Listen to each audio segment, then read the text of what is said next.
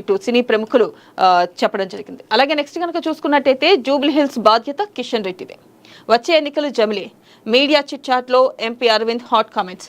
అయితే మనం చూసుకోవచ్చు, అరవింద్ జూబ్లీ హిల్స్ ఉప ఎన్నిక పూర్తి బాధ్యత కేంద్ర మంత్రి జి కిషన్ రెడ్డిదేనని BJP MP Dharmapuri Arvind hot comments చేశారు.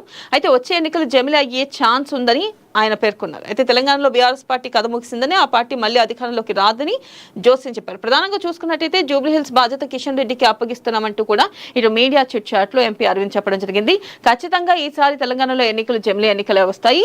బీఆర్ఎస్ పని అయిపోయింది, బీఆర్ఎస్ గెలిచే అవకాశాలే లేదు, అట్లీస్ట్ బీఆర్ఎస్ తన ఉనికిని కూడా చాటుకోలేదు అంటూ కూడా నిన్న అరవింద్ హాట్ కామెంట్స్ చేశారు. అలాగే నెక్స్ట్ కనుక చూసుకున్నట్టయితే గిన్నీస్ రికార్డులోకి తెలంగాణ బతుకమ్మ. సరూర్ నగర్ స్టేడియంలో 66.5 అడుగుల బతుకమ్మ వేడుకల్లో మంత్రులు సీతక్క, జూపల్లి కృష్ణారావు, ప్రజా గాయకురాలు విమలక్క. ప్రధానంగా చూసుకున్నట్టయితే ఏదైతే గిన్నిస్ బుక్ లోకి ఇటు బతుకమ్మ చేరడం జరిగింది, ఏదైతే తెలంగాణ సంస్కృతికి ప్రతీకగా బతుకమ్మ పండుగ నిలిచింది. అయితే మనం చూసుకోవచ్చు, బతుకమ్మ పండుగ ఇంత అరుదైన గౌరవం దక్కడం, అది కూడా కాంగ్రెస్ ప్రభుత్వ హయాంలో ఈ గిన్నిస్ బుక్ అవార్డు దక్కడం అనేది గర్వకారణంగా చెప్పుకోవచ్చు. ఎందుకంటే తెలంగాణ అంటేనే బతుకమ్మ, బతుకమ్మ అంటేనే తెలంగాణ అనే పేరు ఉంది. అయితే ఈ నేపథ్యంలో చూసుకున్నట్టయితే ఖచ్చితంగా ఒక పండక్కి గిన్నిస్ బుక్ రికార్డ్ దొరకడం అంటూ కూడా అదొక గొప్పగా చెప్పుకోవచ్చు. ఎందుకంటే మనం చూసుకున్నట్టయితే ఇటు సరూర్ నగర్ స్టేడియంలో కూడా 66.5 అడుగుల బతుకమ్మను పేర్చి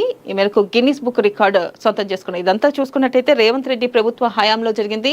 అయితే ప్రభుత్వం ఎంత ప్రాముఖ్యత ఇస్తుంది పండుగలకి, ఇటు తెలంగాణ పండుగగా చెప్పబడే బతుకమ్మకి ఎంత ప్రాముఖ్యత ఇచ్చింది అనేది దీన్ని బట్టి మనకు అర్థం చేసుకోవచ్చు. అలాగే చూసుకున్నట్టయితే స్థానిక రిజర్వేషన్లకు అందరూ సహకరించండి, మంత్రి పొన్నం ప్రభాకర్ విజ్ఞప్తి. 100కు 100% ఎక్కువ స్థానాలు తామే గెలుస్తామని ధీమా. ప్రధానంగా చూసుకున్నట్టయితే నిన్న పొన్నం ప్రభాకర్ కూడా చెప్పడం జరిగింది, ఖచ్చితంగా స్థానిక సంస్థల ఎన్నికలకి 100కు 100% మనమే గెలుస్తామంటూ కూడా ఆయన స్థానిక సంస్థల ఎన్నికల గురించి మాట్లాడుతూ, అలాగే బీసీ రిజర్వేషన్ల గురించి మాట్లాడుతూ ఆయన చెప్పడం జరిగింది. అలాగే నెక్స్ట్ కనుక చూసుకున్నట్టయితే ఇటు కేటీఆర్ అదే ఎన్నికల గురించి ఏమంటున్నారంటే, స్థానిక సంస్థల ఎన్నికల గురించి లోకల్ ఫైట్ కు మేము రెడీ, గల్లీ నుంచి ఢిల్లీ దాకా గులాబీదే హవా, బీఆర్ఎస్ వర్కింగ్ ప్రెసిడెంట్ కేటీఆర్ కీలక వ్యాఖ్యలు. ఇక్కడ కేటీఆర్ కూడా ఏంటంటే ఎన్నికలు ఎప్పుడు వచ్చినా కానీ మేము ఖచ్చితంగా రెడీ, ఖచ్చితంగా ఈసారి మేమే గెలుస్తామంటూ కూడా ఇటు కేటీఆర్ ధీమా వ్యక్తం చేస్తున్నారు. అలాగే నెక్స్ట్ కనుక చూసుకున్నట్టయితే స్థానిక ఎన్నికల్లో నెంబర్ 1 గా నిలుస్తాం, 42% రిజర్వేషన్లకు మా మద్దతు, బీజేపీ అడ్డుకుంటే జీవో ఎలా ఇచ్చారు, బీజేపీ రాష్ట్ర అధ్యక్షుడు రామచంద్రరావు.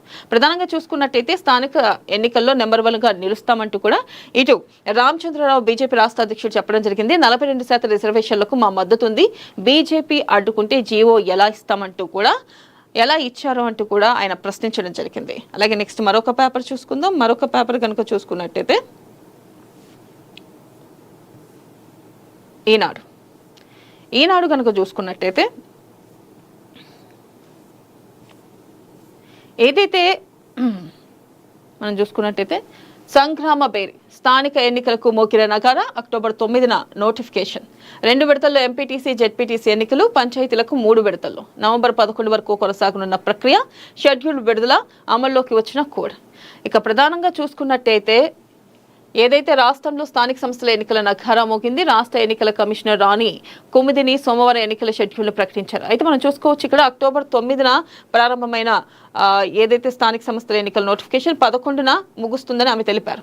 అయితే 5 దశల్లో ఎన్నికలు జరుగుతాయని, తొలుతొచ్చేసి ఎంపీటీసీ జెడ్పీటీసీ స్థానాలకు, ఆ తర్వాత సర్పంచ్ వార్డు సభ్యుల స్థానాలకు ఎన్నికలు జరుపుతామని, ఆ తర్వాత 5 దశల్లో జరిగే ఎన్నికలకు ప్రక్రియ అక్టోబర్ 9న ప్రారంభమై నవంబర్ 11న ముగుస్తుందని ఆమె వివరంగా తెలిపారు. అయితే ఇక్కడ చూసుకోవచ్చు, ప్రధానంగా చూసుకున్నట్టయితే ఎంపీటీసీ జెడ్పీటీసీ ఎన్నికలకు వచ్చే నెల 9న 3 విడతల్లో జరిగే సర్పంచ్ వార్డు స్థానాల ఎన్నికలకు 17 నోటిఫికేషన్ విడుదల చేస్తామని ఆమె వెల్లడించారు. అయితే ప్రధానంగా చూసుకున్నట్టయితే ఇక్కడ స్థానిక సంస్థల ఎన్నికల విషయంలో అక్టోబర్ 9న ప్రారంభమై నవంబర్ 11న ముగుస్తుంది. దాదాపు 5 దశల్లో అయితే ఎన్నికలు జరుగుతాయి. ఇక్కడ చూసుకోవచ్చు, అత్యధిక స్థానాల్లో కూడా స్థానిక పోరులో ఇన్ఛార్జ్ మంత్రులు, ఎమ్మెల్యేదే కీలక బాధ్యత అంటూ ముఖ్య నేతల సమావేశానికి కాంగ్రెస్ కూడా కసరత్తు చేసింది.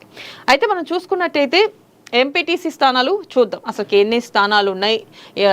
మనం క్లారిటీగా చూసుకున్నట్టయితే ఎక్కడెక్కడ ఎంపీటీసీ స్థానాలు వచ్చి 5,749, జెడ్పీటీసీ వచ్చి 565, ఇక గ్రామ పంచాయతీ వచ్చేసరికి 12,733, వార్డులు వచ్చేసరికి 1,12,288. ఇక మొదటి విడత చూసుకోవచ్చు, ఇక్కడ క్లారిటీగా చూస్తే ఎక్కడెక్కడ ఏ టైంలో ఎన్నికలు జరగబోతున్నాయి, ఏ టైంలో లెక్కింపు ఉండబోతుందని క్లియర్గా మనం చూసుకున్నట్టయితే అక్టోబర్ 23న పోలింగ్ ఉండబోతుంది. అలాగే లెక్కింపు వచ్చేసి నవంబర్ 11న మొదటి విడతలో. అలాగే ఇక్కడ చూసుకున్నట్టయితే ఎంపీటీసీ స్థానాలు, జెడ్పీటీసీ స్థానాలకి ఇక రెండో విడత